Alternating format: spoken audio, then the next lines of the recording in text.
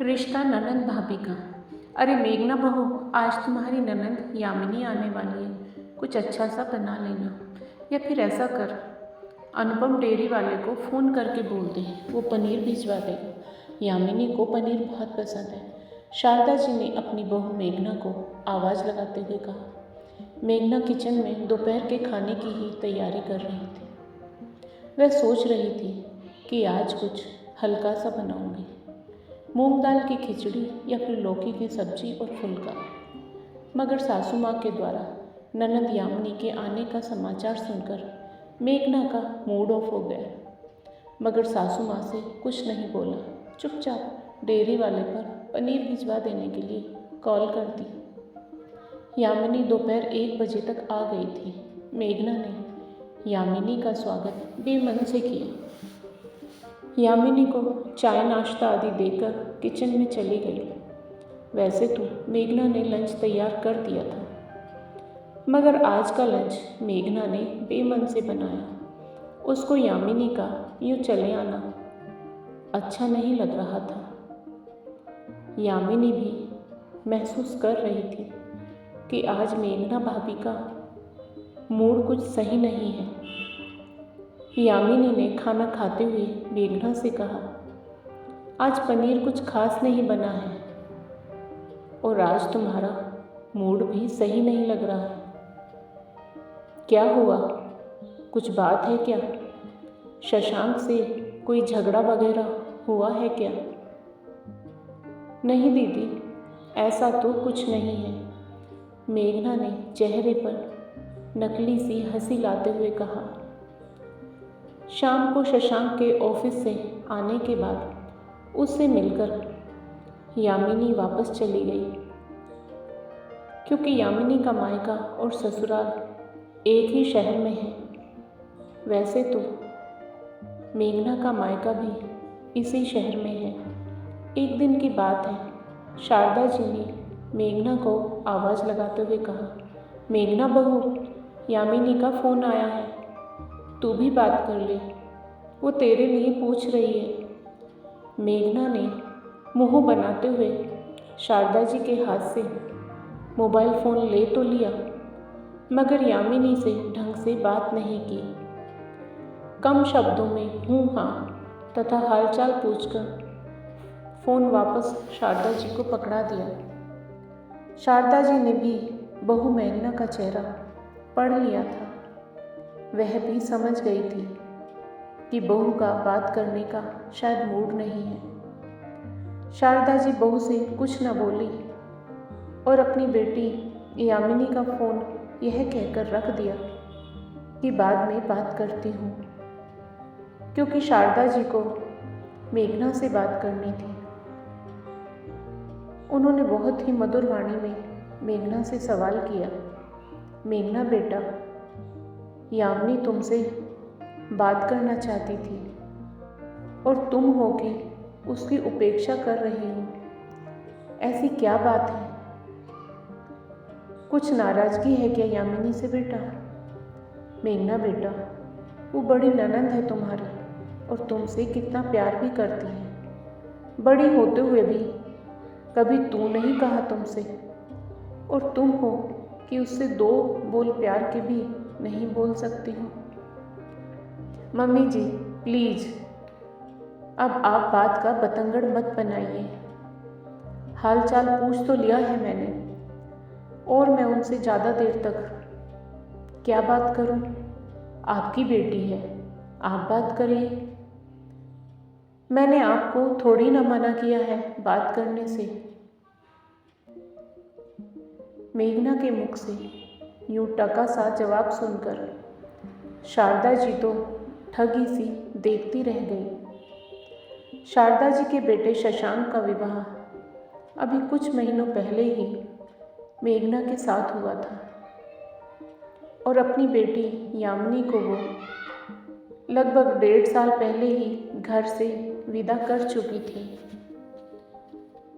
मेघना जब से ब्याह कर इस घर में आई थी, तब से ही वह यामिनी के साथ सही व्यवहार नहीं करती थी। उसे यामिनी का यूँ जल्दी जल्दी घर पर आना भी पसंद नहीं था। अभी इस राखी पर वो जब घर आई थी तो मेघना ने तब भी उसके साथ सही व्यवहार नहीं किया और यामिनी से राखी बंधवाते ही अपने मायके राखी बांधने चली गई। शारदा जी ने उसे रोकना चाहा तो वह बोली, मम्मी जी, अब राखी तो बंधवा ली है, मुझे भी तो अपने मायके जाना है। और वो सुबह सुबह ही चली गई। चाहती तो थोड़ा रुककर भी तो जा सकती थी अपने मायके, क्योंकि उसका मायका कोई बहुत ज़्यादा दूर भी नहीं था। शारदा जी ने कहा भी, मेघना बेटा, इस तरह तुम चली जाओगे तो यामिनी क्या सोचेगी? मम्मी जी, यामिनी दीदी आपकी बेटी है, आप अपनी बेटी का ख्याल रखिए और प्लीज़ मुझे इन सब झंझटों से दूर ही रखिए। बहू की तीखी बातों से शारदा जी अपना सा मुँह लेकर रह गई। आज फिर यामिनी अपने मायके आने वाली थी। आज शारदा जी ने स्वयं यामिनी की पसंद की पनीर की सब्जी बनाई। आज फिर मेघना का मुंह चढ़ा हुआ है और वह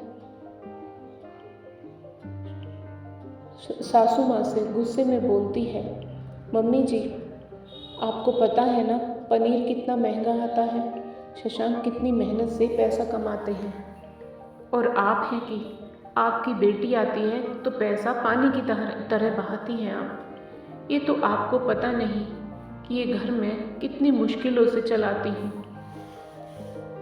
आप कोई सस्ती सब्जी भी बना सकती थी। बहू मेघना की कई बात सुनकर शारदा जी का दिल धक से रह गया और आंखें भीग आई। शशांक घर का इकलौता कमाने वाला है। शारदा जी की भी कोई पेंशन नहीं आती है। अभी थोड़े महीनों पहले ही उनके पति गंभीर बीमारी से चल बसे। उनके इलाज में ही उनकी जमा पूंजी और गहने भी चले गए। बस तभी से वो अपने बेटे की कमाई से घर चला रही थी। मेघना ने आते ही पूरा पैसा अपने हाथों में ले लिया और अब वो अपने हिसाब से घर चलाती है। उसके मायके से कोई आता या भाई आता तो पैसा पानी की तरह बहाती, लेकिन यामिनी जब घर आती और शारदा जी बेटी के लिए कुछ खर्चा कर दे तो मेघना घर में हंगामा खड़ा कर देती है। समय चक्र अपनी गति से चल ही रहा था। कुछ महीनों बाद मेघना के भाई की सगाई हो गई। मेघना ने अपने भाई की शादी के लिए बड़ी भागदौड़ कर तैयारी की और आ गई मेघना की सुंदर सी प्यारी सी भाभी ज्योति। जैसे यामिनी को अपनी भाभी मेघना से प्यार है, वैसे ही मेघना को भी अपनी भाभी ज्योति प्यारी लगती है। ज्योति भी मेघना को खूब प्यार और सम्मान देती है। शुरू में कुछ महीने सब बढ़िया चला, फिर ज्योति ने भी अपने रंग दिखाने शुरू कर दिए। मेघना जब चाहे मायके पहुंच जाती थी। यह बात ज्योति को चुभने लगी थी। कोई भी छोटा त्योहार हो या जन्मदिन हो, मेघना पहुंच ही जाती। अभी 1 सप्ताह पहले ज्योति और कुशाग्र की शादी की पहली वर्षगांठ थी। मेघना भाई और भाभी को सरप्राइज देने के नाम पर पहुंच गई मायके, जबकि उन दोनों ने कुछ और ही प्रोग्राम बनाया हुआ था। मेघना को आया देखकर ज्योति का सारा मूड खराब हो गया और उसका गुस्सा मेघना पर फूट जाता है। वह गुस्से में मेघना को बोलती है, मेघना दीदी, आपको अपने ससुराल में कोई काम धाम नहीं है क्या? जब देखो यहाँ आ जाती हो मुँह उठाकर। माना कि एक ही ननद हो, मगर यह क्या तरीका हुआ कि हर बार बिना बुलाए आ धमकती हो और हर जगह हर पार्टी के लिए हम अपने साथ आपको लेकर क्यों जाए भला? क्या हमारा कोई खर्चा नहीं होता है? अब सारा पैसा आप पर ही लुटा देंगे तो हम तो बर्बाद ही हो जाएंगे। आज के समय में कितनी महंगाई है, कोई भी चीज़ सस्ती आती है क्या? कल ही तो आपने मम्मी जी से अपने लड्डू बनवा कर मंगवाए थे। क्या बाजार में लड्डू नहीं मिलते हैं, या फिर आपकी सास को बनाने नहीं आते हैं? मगर इन्हें तो बस मायके वालों के पैसे खर्च करवाने हैं। हमारी अपनी जिंदगी, हमारी अपनी निजता कुछ भी नहीं है। दीदी, आप शादीशुदा हैं, गृहस्थी वाली हैं, आपको समझना चाहिए। अपनी भाभी की कटु बातें सुनकर मेघना के पांव वहीं पर जम गए, आंखें आंसुओं से भीग गई। आज मेघना को ख्याल आया कि जिस जगह एक दिन यामिनी दीदी खड़ी थी, आज उसी जगह वो अपने आप को खड़ा पा रही है। समय किसी को क्षमा नहीं करता है।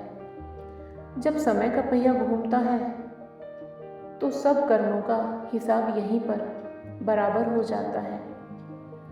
आज उसे एहसास हुआ कि जैसा व्यवहार उसने अपनी ननंद के साथ किया, वैसा ही व्यवहार आज उसकी भाभी उसके साथ कर रही है।